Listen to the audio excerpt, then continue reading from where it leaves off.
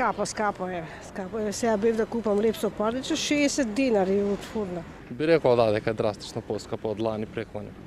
Пазарите полни, пред продавниците гужви. Граѓаните ги прават последните подготовки за да ги прослават како што велат најскапите бадники Божик до сега.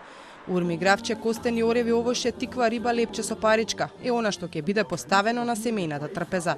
Граѓаните велат, сите овие работи во споредба со претходните години се навистина поскапени.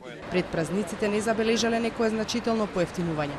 Сепак велат дека максимално се обидуваат да обезбедат се што е потребно за празничната трпеза. Бадник се е бадник, али многу е скапо.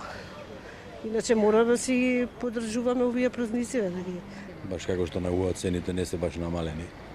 Си остана како што беа пред нова година. Како и секоја година, нормално, традиција е тоа.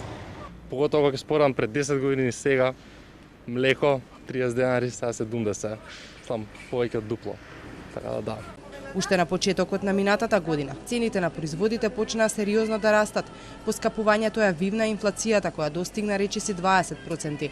Дел од експертите прогнозираа дека цените ниту оваа година нема да се вратат на она ниво од пред 2022 година.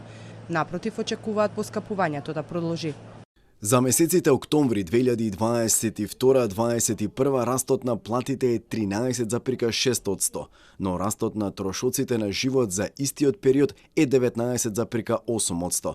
Растот на цените ќе продолжи и во 2023 година. Ќе растат и платите, но цените побрзо од платите.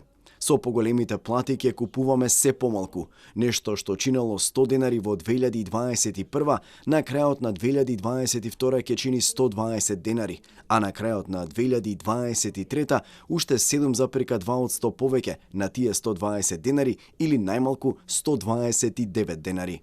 Надлежните пак во повеќе наврати лани најавуваа дека во пресрет на празниците граѓаните ќе добијат пониски цени откако дел од компаниите добија субвенционирана струја, нешто што го бараа подолго време.